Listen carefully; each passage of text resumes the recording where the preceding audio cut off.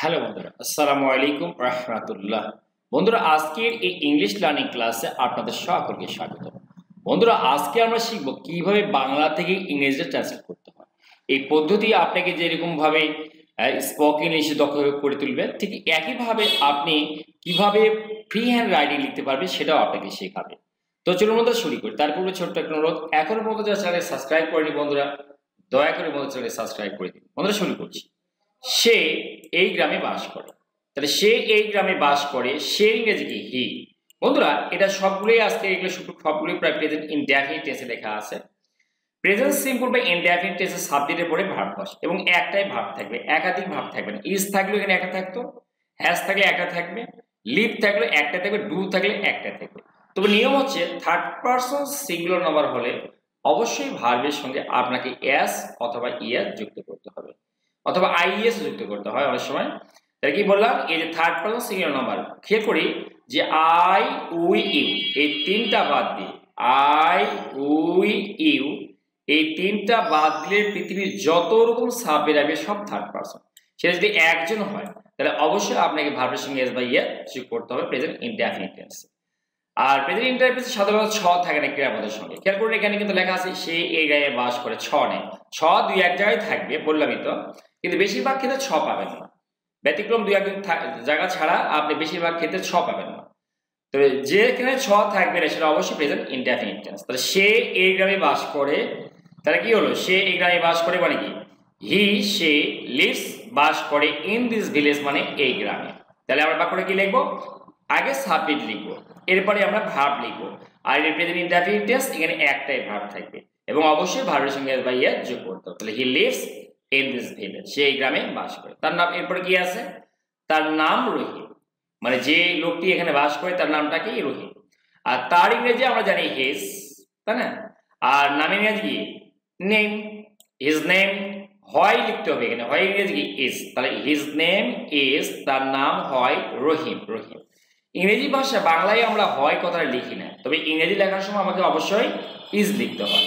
তাহলে তার নাম হয় রহিম, হিজ নেম ইজ রহিম। এটাও প্রেজেন্ট ইনডেফিনিট টেন্স।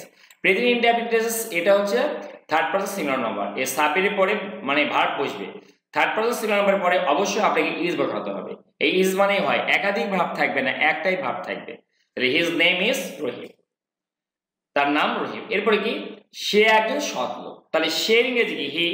ইজ মানে হয়, ওই যে বললাম বাংলায় আমরা হয় বলি না, কিন্তু ইংরেজিতে ইজ নিতে হবে, হয় নিতে হবে। তাহলে হি ইজ সে হয়, অ্যান মানে একজন, অনেস্ট ম্যান মানে সৎ লোক। তাহলে he is an honest man, সে হয় একজন সৎ লোক। তাহলে হি ইজ সে হয় অ্যান একজন অনেস্ট ম্যান, সে একজন সৎ লোক। তো এটাও প্রেজেন্ট ইনডেফিনিট টেন্স। এই যে সাবজেক্ট একটাই, ভার্ব একটাই, এখানে একটাই ভার্ব রয়েছে। তার সামান্য জমি রয়েছে, এটাও প্রেজেন্ট ইনডেফিনিট টেন্স। দুই একটা জায়গায় ছ থাকে, আমি বলে দিয়েছি এর আগে, তার মধ্যে এরকম একটা জায়গা আছে অর্থেই, রয়েছে অর্থে ছ থাকে। আচ্ছা, তার ইংরেজি কি, হি। এখানে সে আছে এটা বলা হয় না, তার আছে, তোর ইংরেজি বলে হি, এটা সাবজেক্ট। তারপরে আছে থাকার ইংরেজি কি, হ্যাভ বাই হ্যাজ। যেহেতু থার্ড পারসন সিঙ্গুলার নাম্বার অবশ্যই আপনাকে হ্যাজ ব্যবহার করতে হবে, বাকি সব জায়গায় হ্যাভ বসে। তাহলে হি হ্যাজ, তার আছে কি আছে, আ লিটল অ্যামাউন্ট সামান্য পরিমাণ, অফ ল্যান্ড জমি, ল্যান্ড মানে জমি, আ লিটল অ্যামাউন্ট অফ মানে সামান্য পরিমাণ এর জমি রয়েছে। তাহলে কি, হি হ্যাজ তার রয়েছে, আ লিটল সামান্য, অ্যামাউন্ট অফ ল্যান্ড সামান্য পরিমাণের জমি। আমরা এটা নিজেরা ট্রাই করে বাড়িতে দেখতে পাবো। তাহলে আমার রয়েছে সামান্য পরিমাণ জমি, কি দেখবো, আই হ্যাভ তখন হবে, আয়ের পরে হ্যাজ হয় না, কিন্তু আয়ের পরে হ্যাভ হয়। I have a little amount of land. এবার দেখি, সে অন্যের জমিতে চাষ করে, এই সে ইংরেজি কিন্তু হি, চাষ করে ইংরেজি কাল্টিভেট। যেহেতু প্রেজেন্ট ইনডেফিনিট টেন্স আর থার্ড পারসন সিঙ্গুলার নাম্বার, তাহলে ভার্বের সঙ্গে এস যোগ হবে। তাহলে সে অন্যের জমিতে চাষ করে, হি কাল্টিভেটস, সে চাষ করে কার উপরে, অন আদার পিপলস ল্যান্ড মানে অন্যের জমিতে। এই কথাটা মনে রাখতে হবে, অন আদার পিপলস ল্যান্ড মানে অন্যের জমিতে। তাহলে হি সে কাল্টিভেট চাষ করে, অন আদার পিপলস ল্যান্ড অন্যের জমিতে। আমি অন্যের জমিতে চাষ করি, আমি কি লিখবো, I cultivate on other people's land, অন্যের জমিতে আমি চাষ করি। এইভাবে এই বাক্যটা আপনি একাধিক সাবজেক্ট দিয়ে বানানোর চেষ্টা করবেন। এরপরে কি, সে অতি কষ্টে জীবন যাপন করে, সে মানে কি, হি। বাস করে ইংরেজি লিভস, লিভ কিন্তু থার্ড পারসন সিঙ্গুলার নাম্বার এর যোগ করতে হবে, তাই না? ওই যে বললাম আই উই ইউ বাদ দিয়ে যে কোনো পারসনই থার্ড পারসন, সেটা যদি একজন হয় আমরা এর যোগ করবো। তাহলে হি লিভস, সে বাস সে জীবনযাপন করে। আর ভেরি হার্ড লাইফ মানে কঠোর জীবন, এই হার্ড মানে কঠোর, তাই না, বা কঠিন কষ্ট। আর হার্ড লাইফ মানে কি কঠিন জীবন, তাই না? তাহলে he lives live a life মানে জীবনযাপন করা, মনে রাখবেন লিভ আ লাইফ। এর সঙ্গে আমরা ভেরি ব্যবহার করলাম, হার্ড ব্যবহার করলাম। তাহলে he lives a very hard life, সে কঠিন জীবনযাপন করে বা সে কষ্টের জীবনযাপন করে, এই কথাটা। তার রয়েছে একটা ছোট্ট চালা ঘর। তার ইংরেজি কি? এখানে হি আছে, ইংরেজি হ্যাজ। এর আগে আমি একটা বাক্য দেখালাম, তাহলে হি হ্যাজ, তার রয়েছে একটা ইংরেজি ই। থ্যাস্ট মানে চালা, চালা হাউস মানে ঘর, তার রয়েছে একটা চালা ঘর, ইংরেজি কি? হি হ্যাজ আ থ্যাস্ট হাউস, তার রয়েছে একটা চালা। তাহলে হি হ্যাজ এ থ্যাস্ট হাউস মানে হচ্ছে তার রয়েছে একটা চালা। এরপরে দেখুন, সে কখনো মিথ্যা বলে না, সে ইংরেজি কিন্তু হি। কখনো না ইংরেজি কি? নেভার, সে কখনো না। টেল মানে বলা। তাহলে যেহেতু থার্ড পারসন সিঙ্গুলার নাম্বার, এই জন্য আমরা কি করলাম এখানে? আমরা ভার্বের সঙ্গে এস বাই এস করি। হি কিন্তু থার্ড পারসন সিঙ্গুলার নাম্বার, তাহলে আমরা টেলস দিয়ে দিলাম এস। এ লাই মানে মিথ্যা বলা, টেল এ লাই মানে মিথ্যা বলা। আচ্ছা, এই যে সত্য কথা বলার সময় বলি স্পিক দ্য ট্রুথ, আর মিথ্যা বলার সময় আমরা বলি টেল এ লাই। সে তাহলে আমরা কি? হি নেভার টেলস এ লাই, সে কখনোই মিথ্যা বলে না। এবারে কি? সে কারোর সঙ্গে প্রতারণা করে না, তাহলে সে ইংরেজি হি ডু নট মানে না, ডাজ নট মানেও না। যদি আমরা দেখি থার্ড পারসন সিঙ্গুলার নাম্বার, তখন ডু নট ডাজ নট নিয়ে আসতে হবে প্রেজেন্ট ইনডেফিনিট টেন্স। তাহলে এখানে ডাজ নট হবে। চিট মানে প্রতারণা করা, চিট মানে কি? প্রতারণা করা। উইথ মানে সঙ্গে, এনিওয়ান মানে কারো। তাহলে he does not cheat with anyone, সে কারোর সঙ্গে প্রতারণা করে না, ইংরেজি কি? He does not cheat with anyone, সে কারোর সঙ্গে প্রতারণা করে না। এখানে ডাজ নট মানে না, মানে ওই যে থার্ড পারসন সিঙ্গুলার নাম্বার হলে আমরা ডাজ নট ব্যবহার করে থাকি। এরপরে কি? সে একজন কঠোর পরিশ্রমী মানুষ, তাহলে সে ইংরেজি হি ইজ মানে হয়। আ হার্ড ওয়ার্কিং মানে কঠোর পরিশ্রমী, ম্যান মানে মানুষ।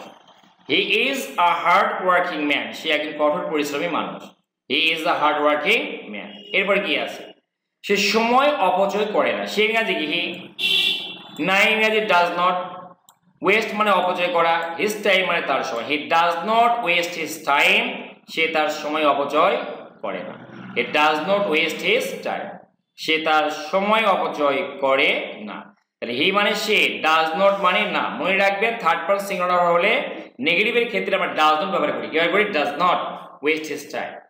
এরপরে কি?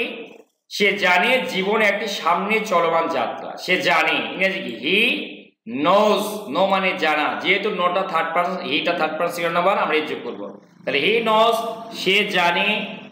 কি জানে? দ্যাট, যে। আমরা এখানে দ্যাট ব্যবহার করতে পারি না করতে, সে জানে যে। এখানে যে কোনো কথা ছিল না, এই জন্য এখানে যে কথা আমরা না লিখতে পারি। লাইফ জীবন, ইজ হয়, আ মানে একটা, কন্টিনিউয়াস মানে চলমান, জার্নি মানেই হচ্ছে যাত্রা।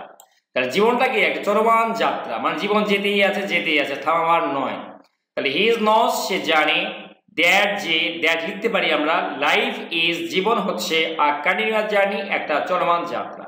এরপরে কি? এর কোনো থামাবার জায়গা নেই, তাহলে ইট মানে এর। হ্যাজ মানে আছে, নো মানে না, তাহলে ইট হ্যাজ নো, এর নেই কি নাই? স্টপেজ, থামার জায়গা নেই। তাহলে ইট হ্যাজ নো স্টপেজ মানে এর কোনো থামাবার জায়গা নেই। বলে বাস স্টপেজ, বাস স্টপও হয় কিন্তু, আবার বাস স্টপেজ।